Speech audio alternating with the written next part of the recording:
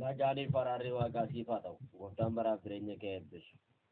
Ergaan kun sagalee Waaqayyoodha. Yesus Kiristoosiidhaaf galanni guddaan haa ta'u. Sagalee Waaqayyoo irraa macaafa fakkeenyaa 27:18 irratti akkas jedha. Namni harbuu dhaabu ija isaa in nyaata. Namni gooftaa isaa eegu ulfina in argata. Yesuusiidhaaf galanni guddaan haa ta'u. Fakkeenyaan dubbata. Akkuma namni muka harbuudhaa dhaabee yeroo harbuun bilchaatutti harbuun ture egaa Yesuusiidhaaf galanni guddaan haa ta'u. Amala harbuu keessaa in turaa waan baay'ee jira. Keessattuu harbuun biqiltuu isaa guddisuun baay'ee rakkisaadha. Biqiltuu isaa guddisuun baay'ee rakkisaadha jechuudha. Wama xiqqoo yoo tuqxee hin cabdi. Biqiltuun isaa jechuudha. Wama xiqqoo yoo tuqxee hin cabdi. Biqiltuu isaa guddisuun baay'ee rakkisaadha. Yesuusiidhaaf galanni guddaan haa ta'u. Namni harbuu dhaabu muka isaa ija isaa nyaatadha. Muka isaa namni dhaabu ija isaa nyaata, firee isaa nyaata yommuu inni ga'e jechuudha. Inni Waaqayyoon eegus immoo ulfina argata. Yesuusiidhaaf galanni guddaan haa ta'u. Waaqayyoon eegee namni hin salphatu. Ulfina argata malee.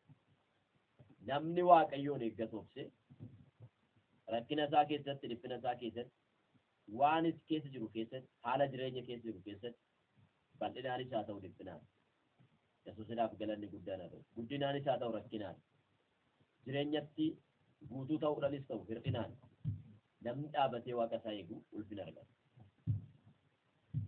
Yesuus Kiristoosiidhaaf galanni guddaan haa ta'u. Ameen. Gooftaan keenya fayyisaan keenya Yesuus Kiristoos gaafa deebi'ee dhufu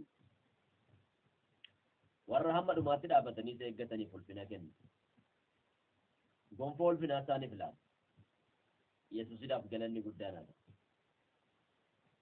Jarri kun wanta baay'eedhaan salphachuu danda'u biyya lafaa kana keessatti. Salphina baay'ee quufuu danda'u biyya lafaa kana keessatti. Yesuus Kiristoosiidhaaf galanni guddaan haa ta'u.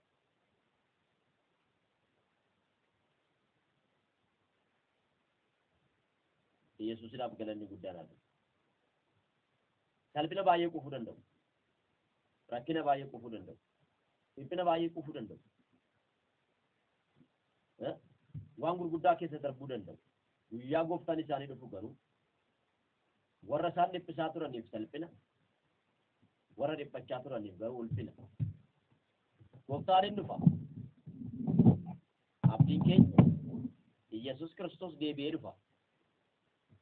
Yesuusiidhaaf galanni guddaan haa ta'u. Abdiin keenya gooftaan keenya Yesuus Kiristoos deebi'ee dhufa. Gaafa dhufu gonfoo ulfinaa nuuf kenna. Warra hamma dhumaatti dhaabannee mana isaa keessa isa eegneef jechuudha. Hamma dhumaatti amanamaa ta'uun baay'ee barbaachisa. Hamma dhumaatti dhaabatanii isa eeguun baay'ee barbaachisa. Yesuusiidhaaf galanni guddaan haa ta'u. Warra isa eeganiif ulfina Yesuusiidhaaf galanni guddaan haa ta'u. Fidee dhufa Yesuus. Gatii namoota hundumaa harkatti baatee dhufa Yesuus. Yesuusiidhaaf galanni guddaan haa ta'u. Har'aaf dhiphina adda addaa keessa jiraachuu danda'amu. Har'aaf rakkina adda addaa keessa jiraachuu ni danda'amu. Haa ta'u garuu ittiin fufu guyyaa gooftaan dhufu wanti kun martuu hin hafu. Rakkinni martuu hin hafu. Yesuus Kiristoosiidhaaf galanni guddaan haa ta'u. Hin darba wanti martuu. Hin darba wanti martisaa. Hin darba hundisaa. Warguuree darba wanti martisaa. Yesuusiidhaaf galanni haa ta'u. Gooftaa maqaan isaa ulfaata. Hin darba. Waan hin dabarre hin jiru. Rakkinni hin dabarre hin jiru. Dhiphinni hin dabarre hin jiru. Wanti namarra hin dabarre hin jiru. Yesuusiidhaaf galanni guddaan haa ta'u. Ameen ameen. Garuu waan caalu, ulfina caalu, gonfoo caalu gooftaa keenya biraa argachuudhaaf jirra. Kanaaf sagaleen kun namni harbuu dhaabu ija isaa hin nyaata. Inni Waaqayyoos gooftaa isaa eegus immoo ulfina argata. Jabaadhu. Gooftaa kee biraa ulfina argata. Jabaattee yoo dhaabatte, jabaattee gooftaa kee yoo eegde gooftaa kee biraa ulfina argachuudhaaf jedhe Yesuusidhaaf galanni guddaan haa ta'u. Xumurri koo maal ta'a jettee yaaddein gooftaan Yesuus Kiristoos kan si yaame hamma ulfinaatti sirraa kan eeggamu hamma ulfinaatti dhaabachuudha. Hamma ulfaachuutti dhaabatanii eeggachuudha. Hamma ulfaachuutti dhaabattee eeggachuu sirraa eeggama. Yesuus Kiristoosidhaaf galanni guddaan haa ta'u. Sagalee kanaan sagalee Waaqayyoo kanaan akka wal jajjabeessuu qabnu isumatu dubbata. Hamma guyyaa inni deebi'ee dhufutti sagalee kanaan wal jajjabeessaa jedhee Tasalonqe irratti akkuma dubbatu. Yesuus Kiristoosidhaaf galanni guddaan haa ta'u. Wal jajjabeessuun nurra jira. Sagalee kanatti keessatti wal jajjabeessuun nurra jira. Wanti nu laaffisu baay'ee waan jiru. Wanti abdii nu kutachiisu baay'ee waan jiru. Argachuu fi dhabuun, guuttachuu fi irrachuun, wantoonni adda addaa wanti nu laaffisan baay'ee waan jiraniif sagalee kanaan wal jajjabeessaa jedhee dhaamsa nuuf dhaama. Sagalee kanaan wal jajjabeessinu yoo ta'e waan nu laaffisu baay'ee waan qabnuuf ta'e. Maal jedhaa? Waa'ee dhufaatii gooftaa Yesuus Kiristoos erga dubbatee booddee akkaataa inni itti dhufu erga dubbatee booda warra Tasalonqetti boqonnaa 5:11 irratti kanaafis akkuma amma gochaa jirtanitti wal jajjabeessaa wal cimsaa jedhe. Yesuusidhaaf galanni guddaan haa ta'u. Hamma dhumaatti guyyaa sana arguudhaaf guyyaa ulfinaa sana arguudhaaf maal godhaa? Wal jajjabeessaas wal cimsaas jedhe.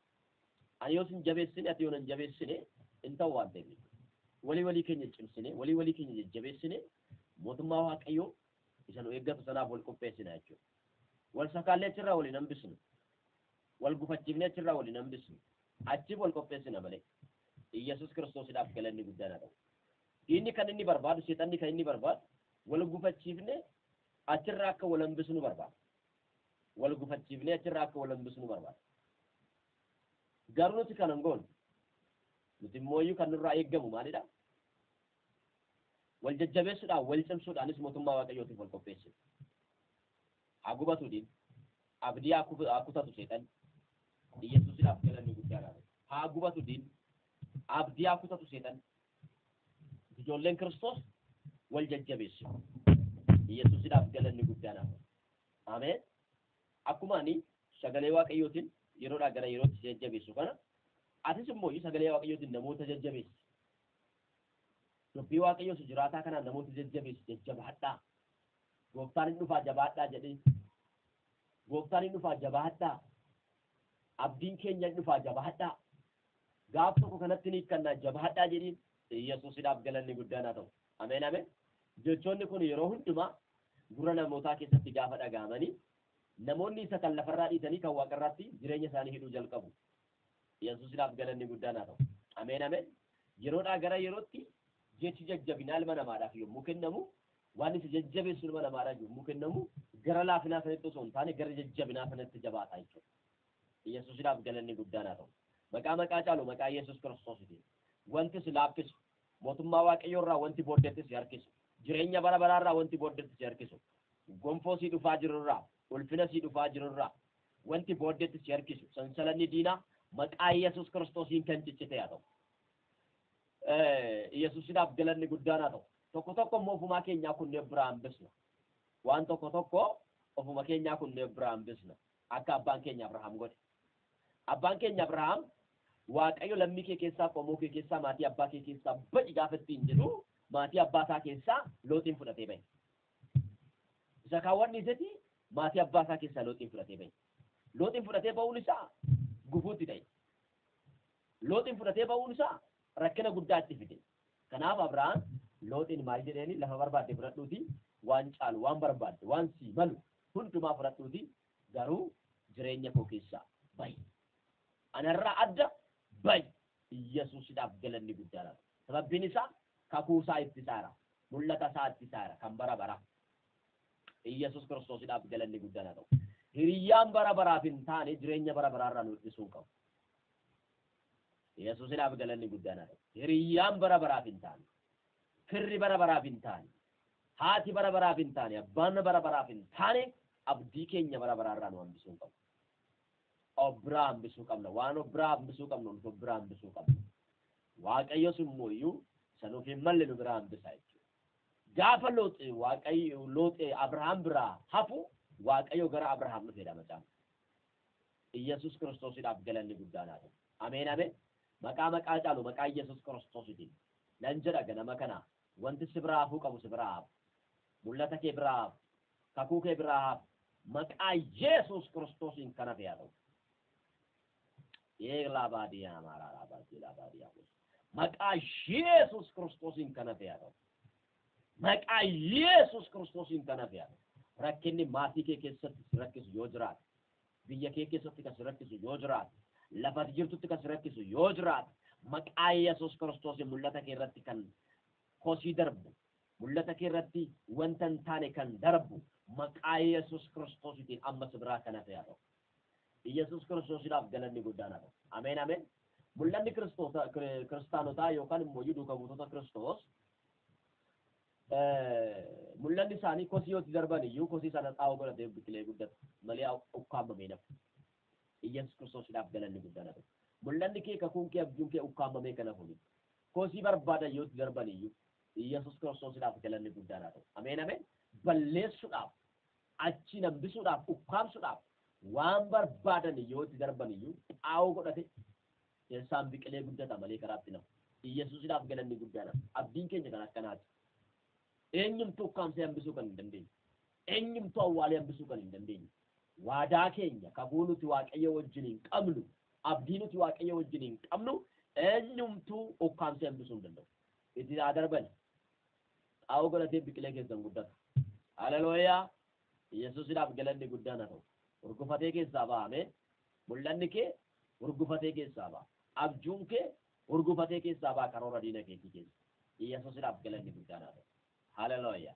sagalee kanaan guddaa akka jajjabaatti abdiif amantiin qaba sagalee waaqa nama jajjabeessa waan ta'eef Yesus Kiristoosiidhaaf galanni guddaan haa ta'u ameen ameen yaada mataa keenyaa soo ta'ee waca mataa keenyaa soo ta'ee ma faayidaan qaba kuni sagalee waaqayyooti waan ta'eef anas na jabeessa sis si jabeessa Yesuusiidhaaf galanni guddaan haa ta'u isa gara keenya dhufee nu jajjabeessi sagalee waaqayyoodhaaf galanni guddaan haa ta'u gurtaan baraaf jireenya kee eebbisu bara kee jireenyi kee kan eebbifame haa ta'u eebbifamii ergaa jajjabinaati gurtaan si eebbisu jabaat abdiin muratin akkuma namichaan harbuu dhaabe harbuun baay'ee abdii nama kutachiisa obsumaan eegee ija isaa nyaatu namni waaqayyoon obsee eegummoo iyyuu akkasuma ni ulfaata gurtaan si eebbisu eebbifame yaadni waaqaa siif haa baay'atu